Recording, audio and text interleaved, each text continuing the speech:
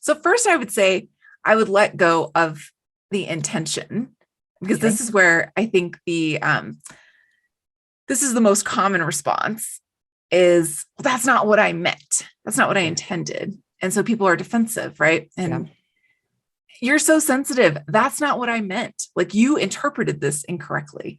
Yeah. And maybe flip that dynamic a little bit to say, we know it's not your intent. It's the impact that you had. And if you know the impact, rather than arguing about the intent, I think the simple response is to apologize and thank them for, I say, like, stop. This is ridiculous. Stop, drop, and role model. So stop before you defend yourself and say, that wasn't what I meant.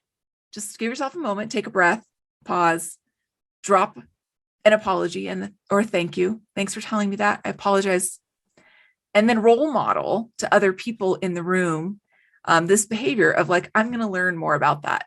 Or, thank you for letting me know, because, I want to be as inclusive as I can be. And I'll give you my example. I was on a Zoom meeting. This is a little while ago, early in the pandemic. And I actually didn't do it today either, but I didn't add my pronouns to the end of my name.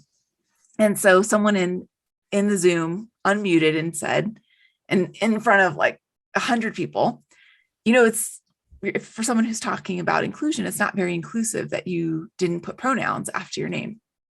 And I just wanted to defend myself to say, I don't even know how to change my name on Zoom. Like, I am new to this world, and pronouns are new to me. Like, I mean, now it doesn't feel as new. I don't know, but at the time, I hadn't seen as many people, especially in the Zoom context. Right. Like, I know about the pronouns people often included in their email signature, and I'm familiar. I have friends who use different pronouns. But on the Zoom, because I hadn't been on that many Zooms, I hadn't even noticed people doing this. And so all I wanted to do is defend myself in front of 100 people and say all the reasons why I hadn't done it. And instead, I just had to, like, take a deep breath and say, yeah, I am so sorry that I overlooked that. And thank you for pointing that out. And it's a good piece of information for everyone else on the call who